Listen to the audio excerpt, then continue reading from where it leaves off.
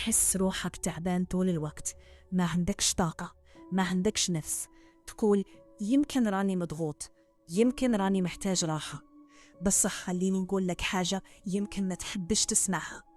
يمكن أنت مش تعبان أصلا، يمكن أنت تهرب من حياتك. خليني نسقسيك بصراحة، علاش كي تكون عندك حاجة مهمة تأجلها؟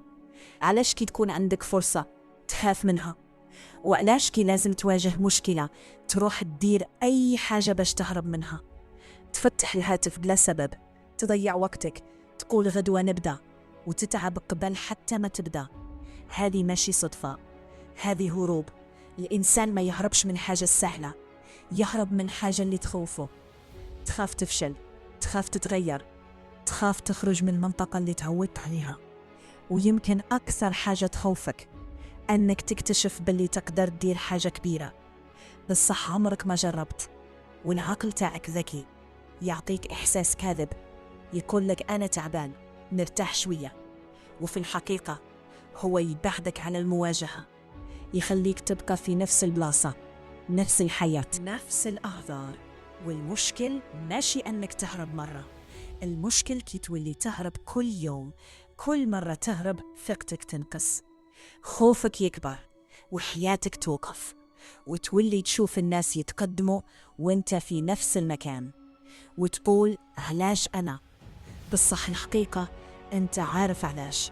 كاين الناس كان عندهم فرصة يبدلوا حياتهم، بالصح كل يوم قالوا غدوة، حتى فات عام، عامين، سنين، وما تبدل حتى شيء. وأسوأ إحساس ماشي الفشل، أسوأ إحساس أنك تكون عارف باللي كان تقدر وما درتش. بس خليني نقول لك حاجة مهمة، الحل موجود، بالصح ماشي سهل. الحل أنك تواجه، بالصح ما تحتاجش تواجه حياتك كاملة، غير حاجة واحدة اليوم، حاجة صغيرة، قرار صغير، خطوة صغيرة، بالصح حقيقية.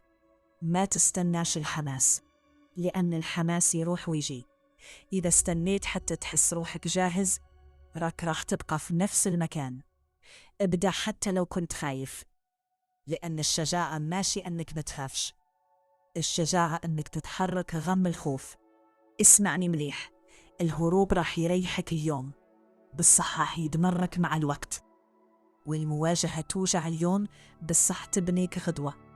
والسؤال ماشي واش راح صار في حياتك، السؤال الحقيقي واش راك تهرب منه. إذا وصلت لهنا وفهمت روحك، ما تخليش هذا الفيديو غير كلام.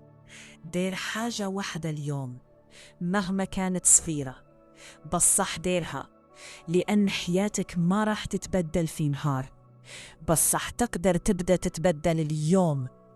اكتب في التعليقات اليوم نواجه، وخليها تكون بداية حقيقية، مش مجرد كلمة.